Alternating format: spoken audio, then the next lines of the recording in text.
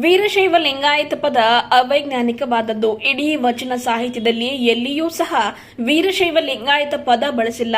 ವೀರಶೈವ ಎಂಬ ಪದವೇ ಸೃಷ್ಟಿಸಿರುವಂತದ್ದಾಗಿದೆ. ವೀರಶೈವ ಎನ್ನುವುದು ಲಿಂಗಾಯತ ಧರ್ಮದ ಒಂದು ಒಳ ಪಂಗಡ ಎಂದು ಜಾಗತಿಕ ಲಿಂಗಾಯತ ಮಹಾಸಭಾ ರಾಜ್ಯ ಘಟಕದ ಉಪಾಧ್ಯಕ್ಷ ಬಸವರಾಜ ಧನ್ನೂರ್ ಅವರು ಮಾತನಾಡಿ ತಿಳಿಸಿದ್ದಾರೆ.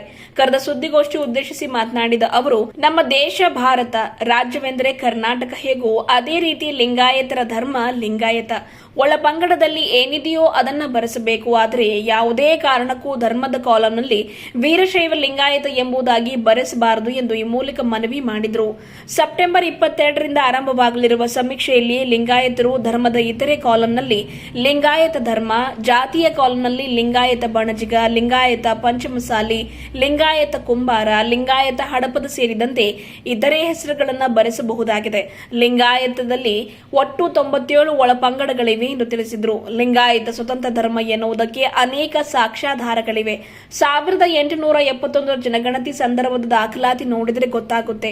ಹಿಂದೂ ಎನ್ನುವುದರ ಬಗ್ಗೆ ಅಭಿಮಾನ ಇದೆ. ಜೈನರು, ಬೌದ್ಧರು, ಕ್ರೈಸ್ತರು, ಸಿಖ್ಖರು ಭೌಗೋಳಿಕವಾಗಿ ಜೀವನ ಪದ್ಧತಿಯಾಗಿ ಹಿಂದೂಗಳು. ಆದರೆ ಅವರು ಅವರ ಧರ್ಮದ ಕಾಲಂನಲ್ಲಿ ಅವರ ಹೆಸರುಗಳನ್ನು ಬರೆಸುತ್ತಾರೆ. ಅದೇ ರೀತಿ ಲಿಂಗಾಯತರು ಕೂಡ ಲಿಂಗಾಯತ ಎಂದು ಬರೆಸಬೇಕು. ದೇಶದಲ್ಲಿ 6 ಧರ್ಮಗಳಿವೆ. ಸ್ವತಂತ್ರ ಧರ್ಮದ ಮಾನ್ಯತೆ ಸಿಕ್ಕಿದೆ. ಲಿಂಗಾಯತಕ್ಕೆ ಇನ್ನೂ ಮಾನ್ಯತೆ ಸಿಕ್ಕಿಲ್ಲ ಎಂದು ಬೇಸರ ವ್ಯಕ್ತಪಡಿಸಿದರು. ಬಸವ ಕಲ್ಯಾಣದ ಬಸವ ಮಹಾಮನೆಯ ಸಿದ್ದರಾಮೇಶ್ವರ ಸ್ವಾಮೀಜಿ ಮಾತನಾಡಿ, ಬಸವ ಧರ್ಮ ಪೀಠ ರಾಷ್ಟ್ರೀಯ ಬಸವದಳ ಆರಂಭದಿಂದಲೂ ಲಿಂಗಾಯತ ಸ್ವತಂತ್ರ ಧರ್ಮಕ್ಕಾಗಿ ಶ್ರಮಿಸುತ್ತಿದೆ. ಅದರ ಬಗ್ಗೆ ಜಾಗೃತಿ ಮೂಡಿಸಿ ಗೊಂದಲಗಳಿಗೆ ತೆರೆ ಎಳೆದಿದೆ. ಯಾವುದಕ್ಕೂ ಕಿವಿಕೊಡದೆ ಲಿಂಗಾಯತರು ಲಿಂಗಾಯತ ಧರ್ಮ ಎಂದು ಸಮೀಕ್ಷೆಯಲ್ಲಿ ಬರೆಸಬೇಕು ಎಂದು ಈ ಮೂಲಕ ಕರೆ ನೀಡಿದರು. ಯುವ ಮುಖಂಡ ಬಸವರಾಜ ಬತಮೂರ್ಗೆ ಮಾತನಾಡಿ, ನಮ್ಮ ಒಡಕಿನಿಂದ ಲಿಂಗಾಯತಕ್ಕೆ ಅಲ್ಪಸಂಖ್ಯಾತ ಧರ್ಮದ ಮಾನ್ಯತೆ ಸಿಕ್ಕಿಲ್ಲ. ಇದರಿಂದ ನಮ್ಮ ಮಕ್ಕಳಿಗೆ ಸಮಸ್ಯೆ ಆಗ್ತಾ ಇದೆ. ಒಂದು ರೀತಿಯಲ್ಲಿ ಅನ್ಯಾಯ ಆಗದಂತಾಗಿದೆ ಎಂದು ತಿಳಿಸಿದರು. ಬಸವ ಕಲ್ಯಾಣ ಅನುಭವ ಮಂಟಪ ಶಿವಾನಂದ ಸ್ವಾಮೀಜಿ, ಭಾಲ್ಕಿ ಹಿರೇಮಠದ ಮಹಾಲಿಂಗ ಸ್ವಾಮೀಜಿ, ಜಾಗತಿಕ ಲಿಂಗಾಯತ ಮಹಾಸಭಾ ಮಹಿಳಾ ಘಟಕದ ಜಿಲ್ಲಾಧ್ಯಕ್ಷೆ ಉಷಾ ಮಿರ್ಚೆ, ಸುವರ್ಣ ಧನ್ನೂರ್, ವೀರಭದ್ರಪ್ಪ ಭುಯ್ಯ, ಯೋಗೇಂದ್ರ ಯದಲಾಪುರಿ ಸೇರಿದಂತೆ ಇನ್ನಿತರರು ಇದ್ದರು. ಜಾಗತಿಕ ಲಿಂಗಾಯತ ಮಹಾಸಭಾ ಹಾಗೂ ನಾಡಿನ ಸಮಸ್ತ ಬಸವಪರ ಸಂಘಟನೆಗಳ ವತಿಯಿಂದ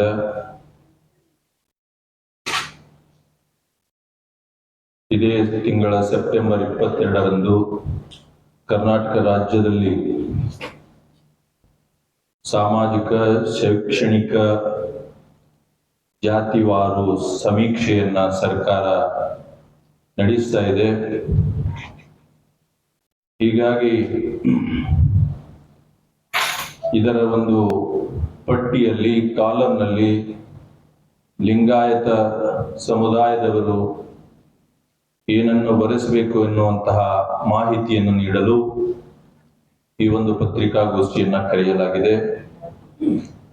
ಜಾಗತಿಕ ಲಿಂಗಾಯತ ಮಹಾಸಭಾ ಬೆಂಗಳೂರಿನ ಮಾರ್ಗದರ್ಶನದಂತೆ ಎಲ್ಲ ಜಿಲ್ಲೆಗಳಲ್ಲಿ ಈ ಒಂದು ಪತ್ರಿಕಾಗೋಷ್ಠಿ ನಡೆಸಲಾಗ್ತಾ ಇದೆ. ಈ ಒಂದು ಪತ್ರಿಕಾಗೋಷ್ಠಿಯಲ್ಲಿ ಉಪಸ್ಥಿತರಿರುವ ಸರ್ವ ಪೂಜ್ಯರ ಹಾಗೂ ಸಂಘಟನೆಗಳ ಎಲ್ಲ ಸದಸ್ಯರ ಹಾಗೂ ಈ ಒಂದು ಪತ್ರಿಕಾಗೋಷ್ಠಿಗೆ ನಮ್ಮ ಆಹ್ವಾನಕ್ಕೆ ಆಗಮಿಸಿರುವ ಎಲ್ಲ ಪತ್ರಿಕಾ ವೃಂದದವರಲ್ಲಿ, ಮಾಧ್ಯಮದವರಲ್ಲಿ ಮತ್ತೊಮ್ಮೆ ನನ್ನ ಶರಣಾರ್ಥಿಗಳು. ಪತ್ರಿಕೆಯ ಮೂಲಕ ನಾವು ಸ್ಪಷ್ಟವಾಗಿ ಹೇಳಲಿಕ್ಕೆ ನಮ್ಮ ಸಮಾಜ ಬಾಂಧವರಿಗೆ, ಪ್ರತಿಯೊಬ್ಬ ಲಿಂಗಾಯತನಿಗೆ ನಾವು ಒಂದು ಮನವಿಯನ್ನ ಮಾಡಲಿಕ್ಕೆ ಬಂದಿದ್ದೇವೆ. ಬರುವಂತಹ 22ರಿಂದ ಪ್ರಾರಂಭವಾಗುವಂತಹ ಈ ಸಮೀಕ್ಷೆ ಎಲ್ಲಿ ಪ್ರತಿಯೊಬ್ಬರು ಧರ್ಮದ ಕಾಲಂನಲ್ಲಿ ಒಟ್ಟು ಅದರಲ್ಲಿ ಲಿಂಗಾಯತ ಧರ್ಮದ ಹೆಸರಿಲ್ಲ ಧರ್ಮದ ಕಾಲಂನಲ್ಲಿ, ಆದರೆ ಇತರೆ ಎನ್ನುವಂತಹ ಒಂದು ಕಾಲಂ ಇದೆ. ಆ ಇತರೆ ಎನ್ನುವಂತಹ ಕಾಲಂನಲ್ಲಿ ಧರ್ಮದ ಕಾಲಂನಲ್ಲಿ ಲಿಂಗಾಯತ ಎಂದು ನಮೂದಿಸಬೇಕು. ಹಾಗೂ ಜಾತಿಯಲ್ಲಿ ಒಳಪಂಗಡಗಳಾಗಿರುವಂತಹ ಲಿಂಗಾಯತ ಬಣಜಿಗ ಆಗಿರಬಹುದು, ಲಿಂಗಾಯತ ಪಂಚಮಸಾಲಿ ಆಗಿರಬಹುದು, ಲಿಂಗಾಯತ ಮಡಿವಾಳರಾಗಿರಬಹುದು, ಈ ರೀತಿ ಒಟ್ಟು 97 ಒಳಪಂಗಡಗಳ ಏನು ಲಿಂಗಾಯತ ಧರ್ಮ ಹೊಂದಿದೆ. ಆ ಎಲ್ಲ ಒಳಪಂಗಡದವರು ಜಾತಿಯ ಒಂದು ಕಾಲಂನಲ್ಲಿ ಮೊದಲು ಲಿಂಗಾಯತ ಎಂದು ಬರೆದು ತಮ್ಮ ಒಳಪಂಗಡದ ಹೆಸರನ್ನ ಬರೀಬೇಕು. ಇದು ಸ್ಪಷ್ಟವಾಗಿ ನಾವು ಇಲ್ಲಿ ಲಿಂಗಾಯತರಿಗೆ ಈ ಒಂದು ಪತ್ರಿಕಾಗೋಷ್ಠಿಯ ಮೂಲಕ ನಾವು ಹೇಳಬಯಸ್ತೇವೆ. ಕೆಲವರು ಇತ್ತೀಚಿನ ದಿನಗಳಲ್ಲಿ ಈ ಒಂದು ಸಮೀಕ್ಷೆ ಪ್ರಾರಂಭ ಆಗಲಿದೆ ಎನ್ನುವಂತಹ ಆದೇಶ ಹೊರಬಿದ್ದಾಗಿನಿಂದ ಅನೇಕ ಗೊಂದಲಗಳನ್ನ ಸೃಷ್ಟಿಸ್ತಾ ಇದ್ದಾರೆ. ವೀರಶೈವ ಲಿಂಗಾಯತ ಎಂದು ಬರೆಸ್ಬೇಕಂತ ಕೆಲವರು ಹೇಳ್ತಾ ಇದ್ದಾರೆ. ವಿಶೇಷವಾಗಿ ಅಖಿಲ ಭಾರತ ವೀರಶೈವ ಮಹಾಸಭಾ ಇದನ್ನ ಪತ್ರಿಕಾಗೋಷ್ಠಿ ನಡೆಸಿ ಹೇಳಿದೆ. ಆದರೆ ವೀರಶೈವ ಲಿಂಗಾಯತ ಎನ್ನುವಂತಹ ಆ ಪದ ಅದು ಅವೈಜ್ಞಾನಿಕವಾದದ್ದು. ಅದು ಇಡೀ ವಚನ ಸಾಹಿತ್ಯದಲ್ಲಿ ವೀರಶೈವ ಲಿಂಗಾಯತ ಎನ್ನುವಂತಹ ಒಂದು ಪದ ಎಲ್ಲಿಯೂ ಉಲ್ಲೇಖಕ್ಕೆ ಬರೋದು, ಇತಿಹಾಸದಲ್ಲಿ ಎಲ್ಲಿಯೂ ಅದು ಸಿಗುವುದಿಲ್ಲ. ಅದು ಒಂದು ಸೃಷ್ಟಿಸಲಾಗಿರುವಂತಹ ಒಂದು ಪದ. ವೀರಶೈವ ಆದರೂ ಹೇಳಬಹುದು ಅಥವಾ ಲಿಂಗಾಯತ ಆದರೂ ಹೇಳಬಹುದು. ಎರಡನ್ನೂ ಸೇರಿಸಿ ಹೇಳುವಂತಹದ್ದಿದೆಯಲ್ಲ, ಇದು ಅನ್ಸೈಂಟಿಫಿಕ್ ಇದೆ. ವೀರಶೈವ ಲಿಂಗಾಯತ ಧರ್ಮದ 97 ಪಂಗಡಗಳ ಪೈಕಿ ಅದು ಕೂಡ ಒಂದು. ಆದರೆ ಅದು ಧರ್ಮದ ಹೆಸರು, ಅದು ಆಗ್ಲಿಕ್ಕೆ ಸಾಧ್ಯವಿಲ್ಲ. ನಾವು ಯಾವಾಗ ನಮ್ಮ ಒಂದು ದೇಶದ ಹೆಸರು ಹೇಳಬೇಕಾದಾಗ ನಾವು ಭಾರತ ಅಂತ ಹೇಳ್ತೇವೆ, ಭಾರತ ಕರ್ನಾಟಕ ಅಂತ ಹೇಳೋದಿಲ್ಲ, ಅದು ತಪ್ಪಾಗ್ತದೆ. ಭಾರತ ದೇಶ, ರಾಜ್ಯ ಕರ್ನಾಟಕ, ನಮ್ಮ ಜಿಲ್ಲೆ ಬೀದರ್, ಈ ರೀತಿ ಹೇಳ್ಬೇಕಾಗ್ತದೆ. ಹಾಗೇನೆ ಧರ್ಮ ಅಂತ ಹೇಳುವಾಗ ಲಿಂಗಾಯತ ಅಂತ ಬರೆಸ್ಬೇಕು. ನೀವು ಒಳಪಂಗಡಗಳ ಜಾತಿ ವೀರಶೈವ ಬರೆಸ್ರಿ, ಮತ್ತೆ ಇನ್ನೊಂದು ಬರೆಸ್ರಿ, ಒಳಪಂಗಡಗಳ ಪೈಕಿ ಎಷ್ಟಿವೆ ಅದನ್ನು ಬರೆಸ್ರಿ. ಆದರೆ ಲಿಂಗಾಯತ ಜೊತೆಗೆ ವೀರಶೈವ ಎಂದು ಜೋಡಿಸಿ ಅದನ್ನ ಧರ್ಮ ಎಂದು ಮಾಡುವುದು ಅದು ಅವೈಜ್ಞಾನಿಕ ಮತ್ತು ಅದನ್ನು ಜಾಗತಿಕ ಲಿಂಗಾಯತ ಮಹಾಸಭಾ ಒಪ್ಪುವುದಿಲ್ಲ. ಅದನ್ನ ಕೇವಲ ಲಿಂಗಾಯತ ಎಂದು ಬರೆಸಬೇಕಂತ ನಾವು ಇಲ್ಲಿ ಹೇಳ್ತೇವೆ. 2002ರಿಂದ ಮುಂಚೆ ಎಲ್ಲ ಜನರ ಶಾಲಾ ದಾಖಲಾತಿಗಳನ್ನು ನೋಡಿದಾಗ ಅಲ್ಲಿ ಕೇವಲ ಲಿಂಗಾಯತ ಎಂದು ಸಿಗ್ತದೆ. ನಮ್ಮ ರಾಜ್ಯದ ಮುಖ್ಯಮಂತ್ರಿಗಳಾಗಿರುವಂತಹ ಎಸ್ ನಿಜಲಿಂಗರವರು, ನಮ್ಮ ಸಮಾಜದ ಹಿರಿಯರಾದ ಬಿ.ಡಿ. ಜತ್ತಿ ಅವರಿರಬಹುದು, ಭೀಮಣ್ಣ ಖಂಡ್ರೆ ಅವರಿರಬಹುದು, ಶಾಮನೂರು ಶಿವಶಂಕರಪ್ಪನವರಿರಬಹುದು, ಯಾರಿದ್ದರೂ ಕೂಡ ಅವ್ರದ್ದೆಲ್ಲರ ಶಾಲಾ ದಾಖಲಾತಿಗಳು 2002ರಿಂದ ಮುಂಚೆ ತಾವು ನೋಡಿದಾಗ ಅದರಲ್ಲಿ ಲಿಂಗಾಯತ ಅನ್ನೋದು ಮಾತ್ರ ಇದೆ. ಅದು 2002ರಲ್ಲಿ ಯಾವಾಗ ಸರ್ಕಾರ ಎಸ್.ಎಂ. ಕೃಷ್ಣ ಅವರ ಸರ್ಕಾರದಲ್ಲಿ ಈ ಒಂದು ಕಂಪ್ಯೂಟರೈಸ್ಡ್ ಆಯಿತು ದಾಖಲಾತಿಗಳನ್ನು ಕೊಡುವುದು, ಆ ಸಂದರ್ಭದಲ್ಲಿ ವೀರಶೈವ ಲಿಂಗಾಯತ ಎನ್ನುವುದನ್ನು ಅದರಲ್ಲಿ ಉದ್ದೇಶಪೂರ್ವಕವಾಗಿ ತೋರಿಸಿ ಅದನ್ನು ಸೃಷ್ಟಿಸಲಾಗಿದೆ. ಹೀಗಾಗಿ ಇದು ಇದರ ಬಗ್ಗೆ ಈಗಾಗಲೇ ಜಾಗತಿಕ ಲಿಂಗಾಯತ ಮಹಾಸಭಾ ಕೋರ್ಟ್ ನಲ್ಲಿ ಮೊಕದ್ದಮೆಯನ್ನು ಹೂಡಿದೆ. ಅದರ ಒಂದು ತೀರ್ಪನ್ನು ಕೂಡ ನಾವು ಮುಂದಿನ ದಿನಮಾನಗಳಲ್ಲಿ ನಮಗೆ ಸಿಗ್ತದೆ. ಹೀಗಾಗಿ ಎಲ್ಲರೂ ಲಿಂಗಾಯತ ಅಂತೆ ಬರೆಸಬೇಕು. ಆಮೇಲೆ 1871ರ ಜನಗಣತಿಯಲ್ಲಿ, ಬ್ರಿಟಿಷರ ಕಾಲದಲ್ಲಿ ಮಾಡಿರುವಂತಹ ಜನಗಣತಿಯಲ್ಲಿ ಲಿಂಗಾಯತ ಒಂದು ಸ್ವತಂತ್ರ ಧರ್ಮವಾಗಿತ್ತು. ಅದರಲ್ಲಿ ಒಳಪಂಗಡಗಳಿದ್ದು ಅದೆಲ್ಲವೂ ತಮಗೆ ಡಾಕ್ಯುಮೆಂಟೇಶನ್ ಸಿಗುತ್ತದೆ.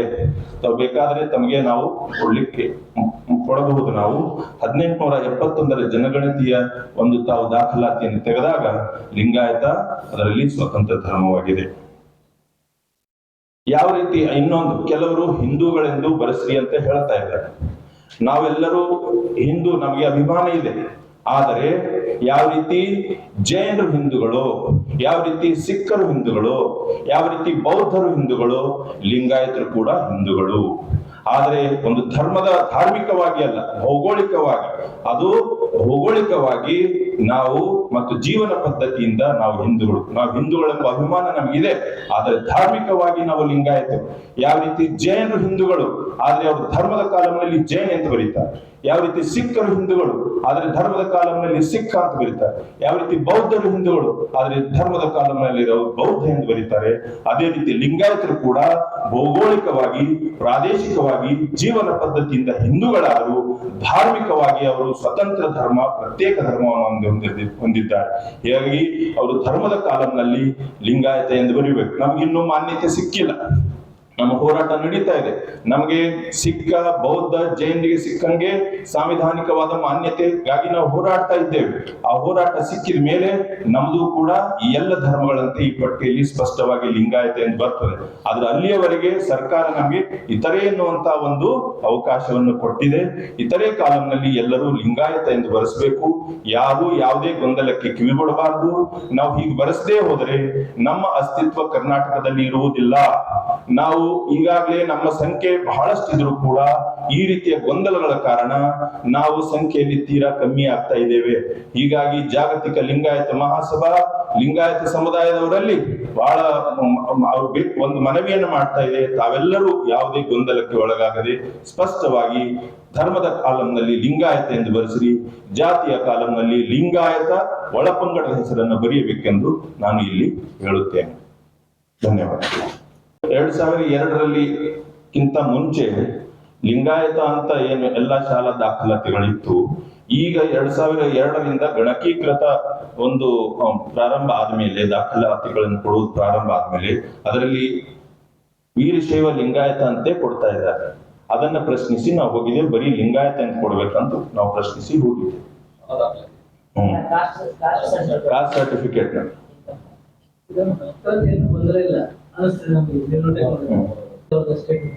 ಎಲ್ಲರೂ ಹಿಂದೂಗಳೇ ಬರ್ತಾರೆ ಅಂತ ಹೇಳಿದ್ದಾರೆ. ಮತ್ತೆ ಲಿಂಗಾಯತ ಮಹಾಸಭಾ ಉಪಾಧ್ಯಕ್ಷ ಈಶ್ವರ್ ಖಂಡ್ರೆ ಅವರು ಆತ್ಮಸಾಕ್ಷಿಗೆ ಅನುಗುಣವಾಗಿ ಬರ್ತದೆ. ಏನ್ ನಡೀತಾ ಇದೆ ಅಂತ ಅದೇ ಅವರಲ್ಲಿ ಒಂದು ಅಧಿವೇಶನ ನಡೆಸಿ ಅಲ್ಲಿ ಕೂಡ ಅವರೆಲ್ಲರೂ ಒಂದು ನಿರ್ಣಯವನ್ನು ಕೈಗೊಂಡ್ರು. ನಾವು ಭೌಗೋಳಿಕವಾಗಿ ಹಿಂದೂಗಳಾದರೂ ಧಾರ್ಮಿಕವಾಗಿ ನಾವು ಹಿಂದೂಗಳಲ್ಲ, ನಮ್ಮದೇ ಆದ ಪ್ರತ್ಯೇಕ ಧರ್ಮ ಇದೆ ಅನ್ನುವಂತ ನಿರ್ಣಯ ಕೈಗೊಂಡು ಅದರದೇ ಉಲ್ಲೇಖ ಇಟ್ಕೊಂಡು ಈಶ್ವರ್ ಖಂಡ್ರೆ ಅವರು ಎಲ್ಲರೂ ವೀರಶೈವ ಲಿಂಗಾಯತ ಎಂದು ಬರೆಸಿರಿ ಅಂತ ಹೇಳಿದ್ರು. ಆದರೆ ಮತ್ತೆ ನಡೆದಂತ ಮುಂದಿನ ಸಭೆಗಳು, ಅಲ್ಲಿನ ಅಖಿಲ ಭಾರತ ವೀರಶೈವದಲ್ಲಿ ಭಿನ್ನಾಭಿಪ್ರಾಯಗಳು, ಅವರು ಅದನ್ನ ಈಗ ಸ್ಪಷ್ಟವಾಗಿ ಯಾವುದೂ ಹೇಳ್ತಾ ಇಲ್ಲ. ಕೆಲವರು ವೀರಶೈವ ಲಿಂಗಾಯತ ಎಂದು ಬರೆಸ್ರಿ ಅಂತ ಹೇಳ್ತಾರೆ, ಕೆಲವರು ಹಿಂದೂ ಅಂತ ಬರೆಸ್ರಿ ಅಂತ ಹೇಳ್ತಾರೆ. ಇದು ಗೊಂದಲಕ್ಕೆ ಈಡಾಗಿದೆ ಅಖಿಲ ಭಾರತ ವೀರಶೈವ ಮಹಾಸಭಾ. ಹೀಗಾಗಿ ಜನರಲ್ಲಿ ಈ ಗೊಂದಲಗಳಿಗೆ ಎಲ್ಲ ತೆರೆ ಎಳಿಬೇಕಂತೆ ಜಾಗತಿಕ ಲಿಂಗಾಯತ ಮಹಾಸಭಾ ಇವತ್ತು ಸ್ಪಷ್ಟವಾಗಿ ಹೇಳ್ತಾ ಇದೆ, ನಮ್ಮದು ಸ್ವತಂತ್ರ ಧರ್ಮ, ಪ್ರತ್ಯೇಕ ಧರ್ಮ, ಪರಿಪೂರ್ಣ ಧರ್ಮ.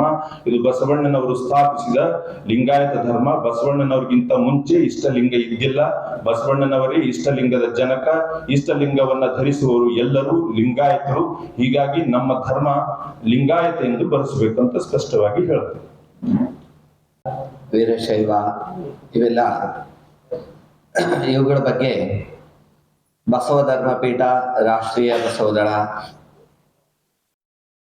1988ನೇ ಇಸ್ವಿ ಶರಣಮೇಳ ಪ್ರಾರಂಭ ಆದಾಗಳಿಂದಲೂ ಸಹಿತ ಸ್ಪಷ್ಟವಾಗಿ ಲಿಂಗಾಯತ ಅಂತಕ್ಕಂತಹ ಪದವನ್ನ ಬಳಕೆ ಮಾಡ್ತಾ, ಜೊತೆಗೆ ಸಮಾಜದಲ್ಲಿ ಆ ಸತ್ಯಾಸತ್ಯತೆ ಬಸವಣ್ಣನವರು ಕೊಟ್ಟಂತಹ ಲಿಂಗಾಯತ ಧರ್ಮದ ಬಗ್ಗೆ ಸತ್ಯಾಸತ್ಯತೆಯನ್ನು ಬಿಂಬಿಸ್ತಾ ಬಂದಿದೆ. ಇಂದು ಈ ಹಿಂದೆಯೂ ಸಹಿತ ಸಮೀಕ್ಷೆಗಳು, ಜನಗಣತಿಗಳು ನಡೆದಾಗ ಬಸವ ಧರ್ಮಪೀಠ ಹಾಗೂ ರಾಷ್ಟ್ರೀಯ ಬಸವದಳ ಸಂಘಟನೆ ಅತ್ಯಂತ ಸ್ಪಷ್ಟವಾಗಿ ಕೇವಲ ಲಿಂಗಾಯತ ಎಂದೇ ಬೆರೆಸಿ ಅಂತ ಹೇಳಿ ಎಲ್ಲ ಗೊಂದಲಗಳಿಗೂ ತೆರೆ ಎಳೆದು ಲಿಂಗಾಯತ ಅನ್ನುವಂತಹ ಪದಕ್ಕೆ ಮಹತ್ವವನ್ನು ಕೊಟ್ಟು ಲಿಂಗಾಯತ ಧರ್ಮ ಅಂತ ಹೇಳಿನೇ ಬರ್ಸ್ಬೇಕು ಅಂತ ಹೇಳಿ ಸ್ಪಷ್ಟೀಕರಿಸ್ತಾ ಇದ್ದೇವೆ.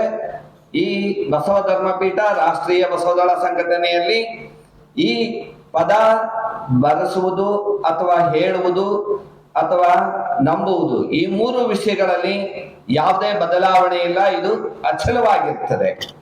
ಹಾಗೆ ಏನು ಈ ಒಳಪಂಗಡಗಳನ್ನ ಬರೆಸುವಂತಹ ಏನು ಒಂದು ಪ್ರಕ್ರಿಯೆ ನಡೀತದೆ, ಆ ಪ್ರಕ್ರಿಯೆಯಲ್ಲಿ ಇತರೆ ಕಾಲಂನಲ್ಲಿ ಲಿಂಗಾಯತ ಅಂತ ಹೇಳಿ, ಜೊತೆಗೆ ಮುಂದೆ ಸಬ್ ಏನ್ ಕಾಲಂಗಳು ಇರ್ತವೆ, ಅಲ್ಲಿ ಅವರು ತಮ್ಮ ಲಿಂಗಾಯತ ಮಡಿವಾಳ, ಲಿಂಗಾಯತ ಹಳಪದ, ಲಿಂಗಾಯತ ಇನ್ನು ಸಾಕಷ್ಟು ಗಾಣಿಗ ಹೀಗೆಲ್ಲ ಇದ್ದಾವೆ. ತಪ್ಪದೇ ಬರೆಸ್ಬೇಕು.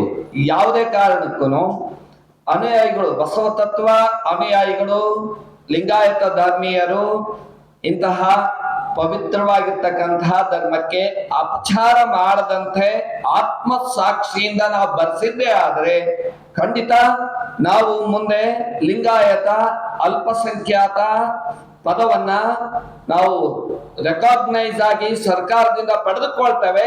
ಆಗ ನಮಗೆ ಯಾವ ರೀತಿಯ ಯಾವ ಸೌಲಭ್ಯಗಳು ದೊರೆಯಬೇಕು ಖಂಡಿತ ಸರ್ಕಾರದಿಂದ ದೊರೀತವೆ.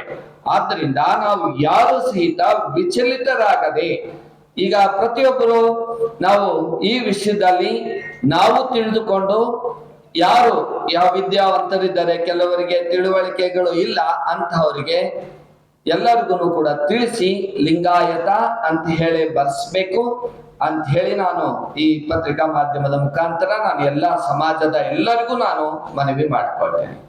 ಎಲ್ಲ ಭಕ್ತರ ಜನಪ್ರತಿನಿಧಿಗಳ ವಿಶೇಷವಾಗಿ ಧರ್ಮಕಾಲದಲ್ಲಿ ಲಿಂಗಾಯತ ಅಂತ ನಮೂದನೆಯನ್ನು ಮಾಡಬೇಕು. ಒಳಪಂಗಡಗಳು ಏನದವ ಅವು ಜಾತಿ ಕಾಲದಲ್ಲಿ ಅವರು ಅಲ್ಲಿ ಬರೆಸ್ಬೇಕು. ಇನ್ನೊಂದು ಎಲ್ಲರಿಗೂ ಏನು ಸಮಸ್ಯೆ ಇದಾವೆ ಅಂದ್ರೆ ನಾವು ಆ ಜಾತಿಯನ್ನು ಬರೆದ್ರೆ ನಮ್ಮ ಸೌಲಭ್ಯಗಳನ್ನು ಕಳೆದು ಹೋಗ್ತಾವ ಅನ್ನೋದು ಎಲ್ಲರಿಗೂ ಆತಂಕವನ್ನ ಬಹಳ ಕೂಡಿದೆ. ಹಾಗಾಗಿ ಪ್ರತ್ಯೇಕವಾಗಿ ಪತ್ರಿಕೆಯನ್ನು ಒಂದು ಪ್ರಿಂಟ್ ಅನ್ನು ಮಾಡಿದರೆ ಅದ್ರಲ್ಲಿ ಯಾವುದೋ ಅವ್ರೇನು ಸೌಲಭ್ಯ ಸರ್ಕಾರದಿಂದ ಸಿಗುವಂತ ಸೌಲಭ್ಯಗಳು ಅವ್ರು ಯಾವಾಗ ಹೋಗುವುದಿಲ್ಲ, ಅವರು ಸೌಲಭ್ಯಗಳು ಸಿಗ್ತವೆ. ಹಾಗಾಗಿ ಮುಂದೆ ನಾವು ಸ್ವತಂತ್ರ ಧರ್ಮವನ್ನು ಆಗ್ಲಿಕ್ಕೆ ನಮಗೆ ಬಹಳ ಅನುಕೂಲತೆಯನ್ನು ಆಗ್ತದೆ. ಹೀಗಾಗಿ ಈಗ ನಾವು ಲಿಂಗಾಯತ ಧರ್ಮ ಅಂತ ಪಡೆದೇ ಬಂದ್ರೆ ಮುಂದೆ ಮತ್ತೆ ಎಲ್ಲ ಹೆಚ್ಚಿನ ಲಾಭನೇ ಸಿಗ್ತದ, ಕಡಿಮೆ ಲಾಭನೂ ಸಿಗಲ್ಲ. ಈಗ ಇದ್ದಿದ್ದು ಲಾಭ ಸಿಗ್ತದ, ಮುಂದೆ ಬರೋದು ಹೆಚ್ಚು ಲಾಭನೂ ಸಿಗ್ತದೆ. ಹಾಗಾಗಿ ಎರಡಕ್ಕೂ ಅನುಕೂಲವಾಗಿರುವುದರಿಂದ ಹಾಗಾಗಿ ತಾವೆಲ್ಲರೂ ಹೆಚ್ಚಿನ ಸಂಖ್ಯೆಯಲ್ಲಿ ತಾವೆಲ್ಲ ಮನವರಿಕೆಯನ್ನ ಮಾಡ್ಕೊಡ್ಬೇಕು, ಜನಗಳಲ್ಲಿ ಜಾಗೃತಿ ಮಾಡಬೇಕು. ಲಿಂಗಾಯತಿಗೆಲ್ಲ ಇದರ ಜಾಗೃತಿಯನ್ನ ಮಾಡಿ ಅದಕ್ಕಾಗಿ ಲಿಂಗಾಯತನೇ ಬರೆಸಲಿ ಅಂತ ನಮಗೆ ಈ ತಮ್ಮ ಮೂಲಕವಾಗಿ ಎಲ್ಲ ಭಕ್ತಾದಿಗಳಿಗೆ ಕರೆಯನ್ನ ಕೊಡಲಾಗ್ತದೆ. ಸರ್ವರಿಗೂ ಶರಣ. ಈ ದೇಶದಲ್ಲಿರ್ತಕ್ಕಂಥ ಯಾವ ಧರ್ಮಕ್ಕೂ ವಿರೋಧಿಲ್ಲ. ಬಟ್ ನಮ್ಮ ಮಾನ್ಯತೆ ಕೊಡೋದರಲ್ಲಿ ಈಗ ಸ್ವತಂತ್ರ ಲಿಂಗಾಯತ ಧರ್ಮ ಏನು ಪ್ರಾರಂಭ ಆಯಿತು ಅಲ್ಲಿನಿಂದ ಜಾಗೃತಿ ಆಗಿದೆ. ಎಲ್ಲರೂ ಸಮಾಜ ಭಕ್ತರಲ್ಲಿ ಗೊಂದಲಿಲ್ಲ ಇಲ್ಲಿ ಲೀಡರ್